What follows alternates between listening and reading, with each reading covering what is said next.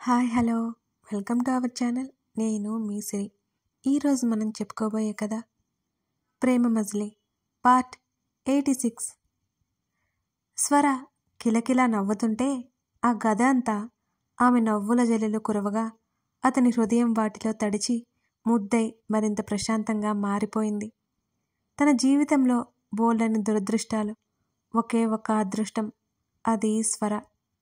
అసలు తను మామూలుగా లైఫ్ లీడ్ చేస్తాడని అనుకోలేదు. ఇదంతా కలగానే ఉంది తనకి. ఇది ఎప్పటికీ మేలుకోవ రాని కలే. మరో వారం రోజుల తర్వాత అసలు ఫోన్ చేయడంతో నిద్రముఖానే ఫోన్ ఎత్తింది స్వర. ఏ స్వర బేబీ, నీకో గుడ్ న్యూస్ అని ఫోన్లోనే అరిచింది అఖిల. నా బంగారం లాంటి నిద్ర చెడగొట్టావు, ఏంటో చెప్పవే, నిద్రముఖంతోనే అడిగింది స్వర. నీ నిద్రముఖం తగలయ్యా, లేచి టీవీ చూడు.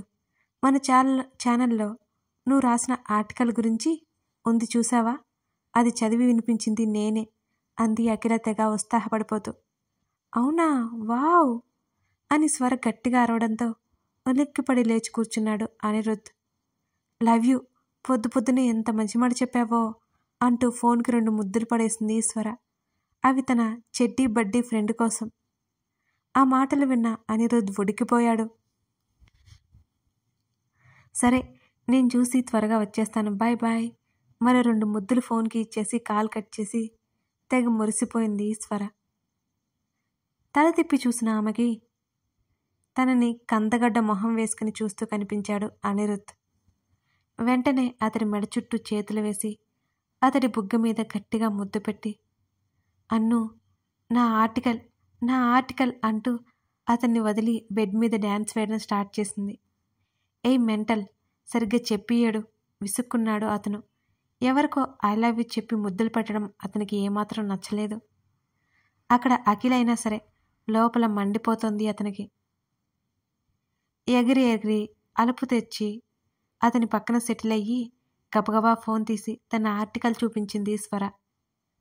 ఇదేనా సంతోషానికి కారణం? ఎన్ని వ్యూస్, ఎన్ని కామెంట్స్! తెగ సంబరపడిపోయింది స్వర. ఆమె సంతోషం చూసి అతని కోపం పాల మీద నురగలా చప్పున చల్లారిపోయింది. కంగ్రాచులేషన్స్ మిస్సెస్ స్వర అనిరుద్ధ, అతడు డ్రామాటిక్గా అంటూ ఆమె చేతిని అందుకున్నాడు. థ్యాంక్ యూ మిస్టర్ అనిరుద్ధ అంటూ ఆమె కూడా చేయందించి వెంటనే గలగలా నవ్వేసింది. ఈ హ్యాపీ మూమెంట్లో నాకేం లేదా అని అడిగాడు అనిరుద్ధ్ గారంగా. ఉండు, నా చేత్తో నీకు స్వీట్ చేసి పెడతా. అతని మాటల అర్థమైనా అర్థం కానట్టే మాట్లాడింది స్వర. రాక్షసి అని ముఖం చిట్లించి చూశాడు. ఎందుకిలా అంటున్నావు? ఇప్పుడు నేనేమన్నాను? స్వర అమాయకంగా అడిగింది. ఆమె తల మీద ఒకటిచ్చి, ఏం లేదులేపో, ఫ్రస్ట్రేషన్తో కసురుకున్నాడు. నేను త్వరగా ఫ్రెష్ అయి వస్తాను, ఛానల్కి వెళ్ళాలి అంటూ ఆమె బెడ్ దిగి బట్టలు తీసుకుని బాత్రూంలోకి పరిగెత్తింది. హే మెల్లిగా వెనక నుంచి అరిచాడతను. బదులుగా సరే అన్నట్టు ఒక కేక వేసింది. అతడు రూమ్ సర్దాడు. ఇద్దరూ రెడీ అయిపోయారు. టిఫిన్ చేస్తున్నప్పుడు రాధాకృష్ణకి విషయం చెప్పాడు అనిరుద్ధ్. స్వర ఇప్పటి వరకు న్యూస్ ఛానల్కి వెళ్తుందని విషయమే తెలియలేదు రాధాకృష్ణకి. మొదట్లో అతను వద్దన్నాడు. తన కొడుకు ఒప్పుకున్నాడు. మళ్ళీ ఇప్పుడు ఇదేంటి? రాధాకృష్ణ అయోమయం పడ్డాడు. రాధాకృష్ణకి ఊపిరాడలేదు కాసేపు. సంతోషం నటిస్తూ స్వరకి కంగ్రాచులేషన్స్ చెప్పాడు. స్వరని తన కొడుక్కి దూరం చేయాలంటే ఇప్పుడు మామూలుగా కాదు, చాలా పెద్ద ప్లాన్ వేయాలి. అప్పుడే పూజని పెళ్లి చేసుకుంటాడు. టిఫిన్ తినేసి హడావుడిగా ఇద్దరూ కారులో బయలుదేరారు. స్వరని ఆఫీస్ దగ్గర డ్రాప్ చేసి తను వెళ్ళిపోయాడు అనిరుద్ధ్. లోపలికి వెళ్ళాక స్వరకి అర్థమైంది తన ఆర్టికల్ ఎంత పాపులర్ అయిందో. గంటల్లోనే బోల్డన్ని కామెంట్స్, వ్యూస్ అంటే టీఆర్పీ రేటింగ్ కూడా పెరిగిపోయింది. తనంతగా ఏం రాసిందో తనకే తెలియలేదు పాపం. స్వర నవ్వుకుంది. అన్ను, అఖిల ఎంగేజ్మెంట్ విలేజ్లో అతని చేతి మీద గీరుతూ అంది స్వర. అయితే నన్నేం చేయమంటావు? వెళ్ళి బ్యాండ్ మేళం వాయించమంటావా? అని విసుక్కున్నాడు అనిరుద్ధ్. ఆ ముఖంలో విసుగు కోపం తప్ప రెండేది ఉండదే. నా ఫ్రెండ్ తన ఎంగేజ్మెంట్కి నేను వెళ్లకుండా ఎలా ఉంటాను? నా జాన్ జిగిరి అంది స్వర గట్టిగా. అయినా కుదరదు అన్నాడు అనిరుద్ధ్. అదే ఎందుకు కుదరదు అని స్వర కోపంతో అరిచింది. అతను వద్దంటున్నందుకు ఆమెకి చాలా బాధ కలిగింది కూడా. ఆమె మాత్రం ఎక్స్పెక్ట్ చేయలేదు అనిరుద్ధ్ ఒప్పుకోడని. ఎందుకంటే 2-3 రోజులు నిన్ను చూడకుండా నేను ఉండలేను కాబట్టి అని అన్నాడు చాలా కోపంగా గట్టిగా అనిరుద్ధ్.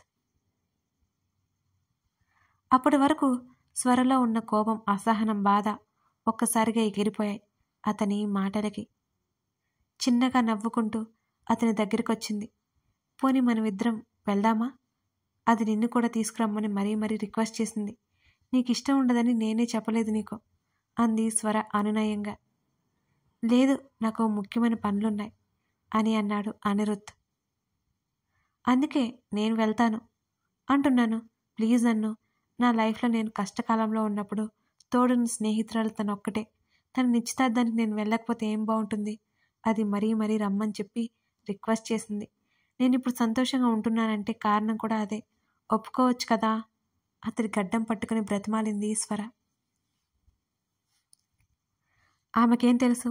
ఆమె లేని క్షణం కూడా అతనికి ఊపిరాడదని, ఆమె లేకపోతే అతని కనిరెప్పైనా కొట్టుకోదని.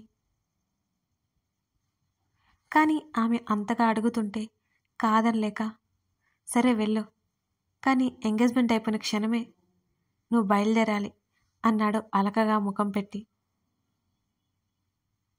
థ్యాంక్ యూ అన్ను, థ్యాంక్ యూ సో మచ్ అంటూ అతని మెడ చుట్టూ చేతులు వేసి అతని కళ్ళల్లోకి చూస్తూ చెప్పింది స్వర.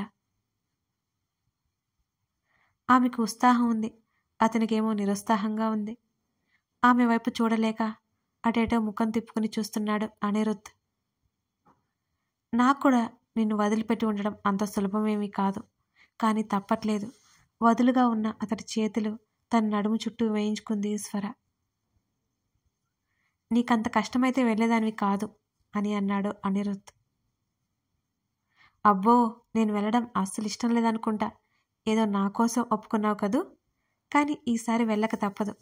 రేపు పొద్దున్నే నన్ను స్టేషన్లో డ్రాప్ చేయి. అబ్బా, ఇంత మూడిగా ఉండకు బాబు అంటూ అతని బుగ్గల్లాగింది స్వర. ఆమె చేతులు వదిలించుకుని వెళ్ళి బెడ్ మీద కూలబడ్డాడు. డోర్స్ క్లోజ్ చేసి అతని పక్కన సెటిల్ అయ్యి అతని వెనక్కి తోసి అతని మీద పడుకుని అతని ఛాతీ మీద తలపెట్టుకుంది స్వర. పెళ్ళాం రేపు ఊరెళ్తుంటే కాస్త ముద్దు ముచ్చట్లు ఆడుకుందామని లేదనేది ఈ మనిషికి అంటూ దెప్పి పొడిచింది. నేను పంపిస్తే అలాగే చేస్తాను, కానీ నువ్వే వెళ్తున్నావు అని అన్నాడు అనిరుద్ధ్. అతడి ముఖాన్ని తన వైపుకు తిప్పుకొని, నువ్వంత దిగులు పడుతుంటే నేను వెళ్ళనులే. స్వర ముఖాన్ని చిన్నబుచ్చుకుంది. అక్కర్లేదులే, వెళ్ళిరా. ఇప్పుడు గనుక నేను పంపివ్వలేదు అంటే జీవితాంతం నన్ను సాధిస్తావు అని అన్నాడు అనిరుద్ధ్. అంటే నా మీద ప్రేమతో పంపట్లేదు, నేను ఈ విషయం గురించి గొడవ పడతానని పంపిస్తున్నా, అంతేనా అంటూ పళ్ళు కొరికింది స్వర. అంతేగా మరి, ఏదైనా చేయకుండా ఉండొచ్చు కానీ పెళ్ళాం అడిగింది మాత్రం చేయకుండా ఉండకూడదు. లేకపోతే వాడి లైఫ్ నాశనమే. మాటలతోనే హింసిస్తారు అని అన్నాడు ఆమె హావభావాలు గమనిస్తూ. అందరూ అలా ఉండరు, ఆమె ఉక్రోషంగా అంది. అందరి సంగతి తీసే, నువ్వైతే ఖచ్చితంగా సాధిస్తావు అని అతను అనగానే కాస్త పైకి లేచి మరి 2 చేతులతో అతన్ని కొట్టడం ప్రారంభించింది. నేనంత గయ్యాల కనబడుతున్నానా నీకు? ఏదో 10 మంది పెళ్ళాలున్నట్టు నీతి సూక్తులు చెబుతున్నావు అంటూ అతని బుగ్గలు గట్టిగా లాగేసింది స్వర. ఇదిగో ఇక్కడే మ్యాన్ హ్యాండ్లింగ్ చేస్తున్నా, నేను అండంలో తప్పేముంది? తనకు దెబ్బలు తగలకుండా చేతులు అడ్డు పెట్టుకుని చెప్పాడు అనిరుద్ధ్ నవ్వుతూ. నువ్వనే మాటలకి నాకు కోపం వస్తుంది మరి అంటూ ఆమె కొడుతుంటే ఆమె 2 చేతులు పట్టుకుని మీదకు లాక్కున్నాడు అనిరుద్ధ్. రేపు నా పెళ్ళాం ఊరెళ్ళిపోతుంది, ఈ రాత్రి ముద్దు ముచ్చట్లతో గడిపేయాలి అంటూ ఆమె కళ్ళలోకి చూస్తూ చెప్పాడు అనిరుద్ధ్. స్వర మూతి తిప్పుతుంటే ఆమె నా పని చేయకుండా అతని పెదవులు ఆపేశాయి. అతని ప్రేమలో కరిగిపోయి అలసిపోయి అతనికి దాసోహమైపోయింది సుస్వర. కథ కొనసాగుతుంది. ఈ కథ మీకు నచ్చినట్లయితే లైక్ చేసి అలాగే మీ స్నేహితులకి షేర్ చేయండి. మరిన్ని వీడియోస్ కోసం మన ఛానల్ని సబ్స్క్రైబ్ చేసుకోండి. లైక్ చేయడం మాత్రం మర్చిపోకండి. మీ లైక్స్ వల్ల ఈ స్టోరీ మరొకరికి చేరుతుంది. Thank you for watching this video.